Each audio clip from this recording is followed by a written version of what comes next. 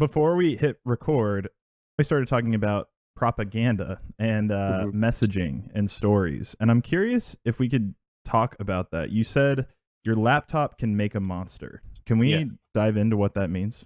If you don't the problem with stories do you like David Foster Wallace's stuff? I'm Right? not super familiar, but I've heard This Is Water a He's million times. I yeah, haven't read it. that's right, perfect. That's the only real it's the best speech we have from him as far as a pure speech.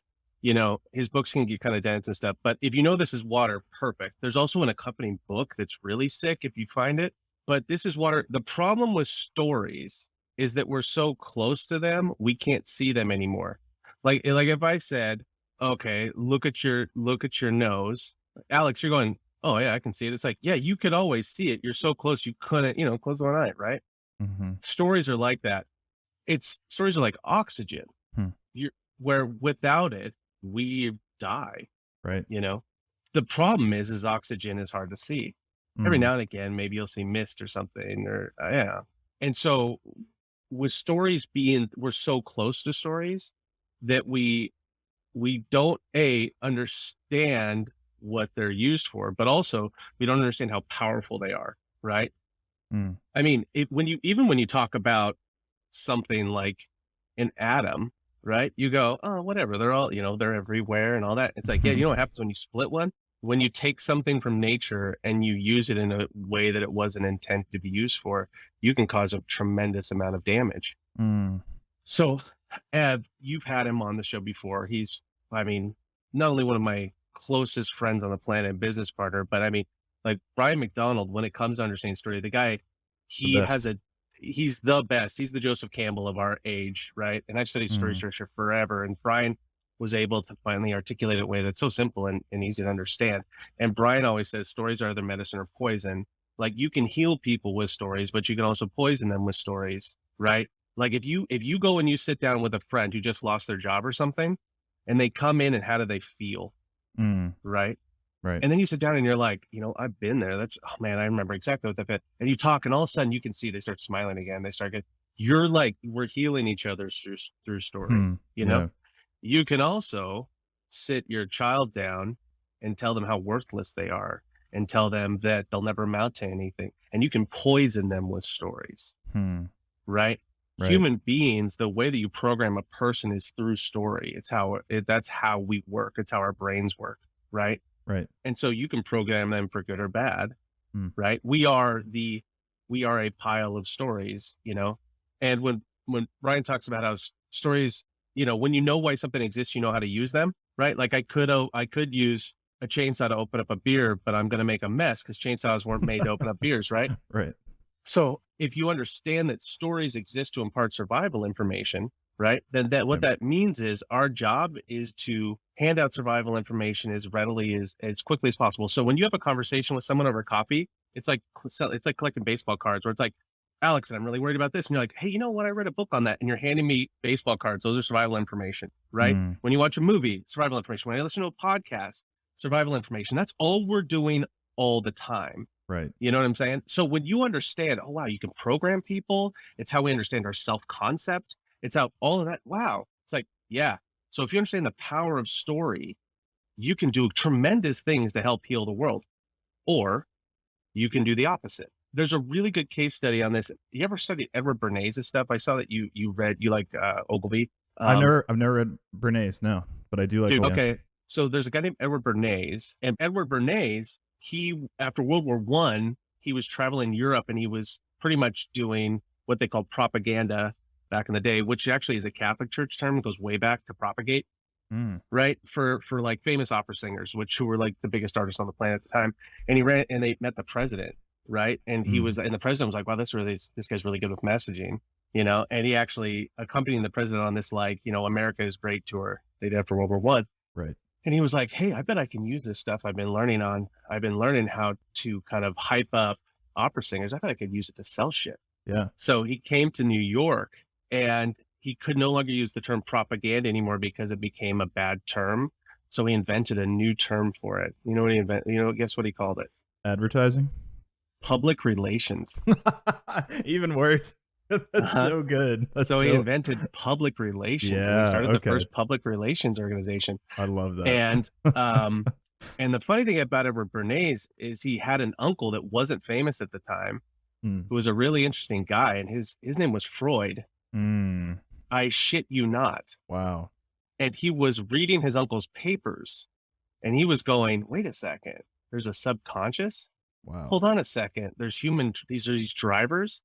And then he was having people come to him and saying things like, "Hey, Edward, we're missing half the market for selling cigarettes because women don't smoke cigarettes." And it was considered like not feminine, right? Right.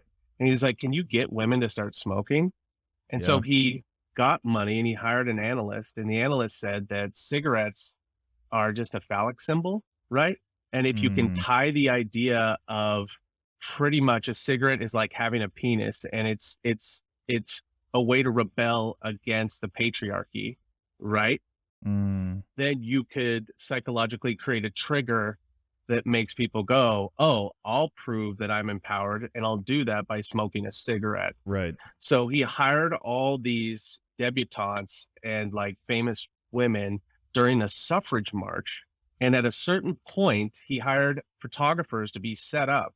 And they stopped at a certain point. They hiked up their skirt, and in their stockings, they had a pack of cigarettes. And they pulled out the cigarettes and they all lit them up as a sign of defiance. And he got photos of it, and they called them torches of freedom, Wow. right? This is also right after World War One. Yes. Yeah. They called them torches of freedom, and they compared those women to Lady Liberty. This is all in New York, by the way, if you're in New Mhm. York, Mhm. right? And you created this comparison, and then what do you think happened, right? People start smoking. Yeah. You were correct, sir. That's quite the Another story. one, I'll give you another one. It's like, Alex, if I said, what's the typical classic American breakfast? What would it be? First thing comes to mind. Eggs and bacon. Perfect. Do you know why? No. Because Edward Bernays decided it will be. Okay. So Okay. before that, we ate like oatmeal for breakfast and stuff because most people were laborers. You didn't want to eat a bunch of stuff and then go work. I don't know if Right. you're working construction. I used to hang siding. It's like you don't eat like a huge breakfast and go hang Right. siding or pour concrete or something, right? And then this pork company came to him and was like, "We got to sell more pork," and so he hired a bunch of doctors to say, "Hey, Alex, you know why you're sleeping? You're burning a ton of calories. Number one, burning a ton of calories while you're sleeping. So in the morning, if you really want to start the day right, you know what you need in your stomach to have the energy to tackle the day? You need eggs and bacon." Right. That's all bullshit, man. Yeah. You know, he was the one that started hiring doctors, and you started getting terms like 4 out of 5 doctors, recommend, Right. Studies blah, blah, blah. say, quote unquote. That's right. Yeah. So Bernays wrote a book called Propaganda. Mm. He wrote another book. It's called Crystallizing Public Opinion or Crystallizing Public Consent.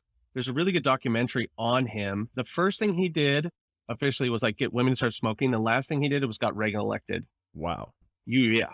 That's a hell of a career. And so that's a hell of a career. And he's brilliant, but he used to talk about how people are cattle. I can turn them in any direction I want and stuff like that. Wow. But there's a documentary you can find. It's even on YouTube. I think BBC made it called The Century of Self, where they break down Hmm. Bernays' stuff. And Bernays, that book Propaganda, I think it also might have been Crystallizing Public Consent. He laid out like pretty much he was a pretty braggadocious person. And he laid out all of the tricks he'd been using to scale and sell shit at scale. It's also important to know that Bernays' grandfather was a rabbi in Austria. Hmm. He's Jewish. And there was a guy in Germany named Goebbels who read his 2 books, Propaganda and Crystallizing Public Consent, and said, "Hey, I can use these to build the brand I'm working on." And so he just used the blueprint Bernays taught him to build the Third Reich. Mm. And when I say stories are either medicine or poison, every time you put communication into the world, imagine the stream that connects all the people around the planet. And if you put in something that's genuinely helpful, that's as close to true as you can tell, Mhm. it's like putting fresh water in the stream. Right. If what you're putting out there, and my favorite definition of propaganda, at least the one that made the most sense to me, is I once heard this person say, propaganda is a message that benefits the speaker, but not the listener. Mm. And Right? that's a great definition. Yeah. Right.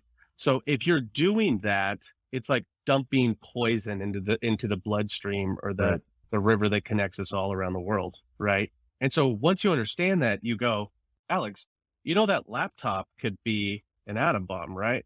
Right. You know that microphone in front of you, right?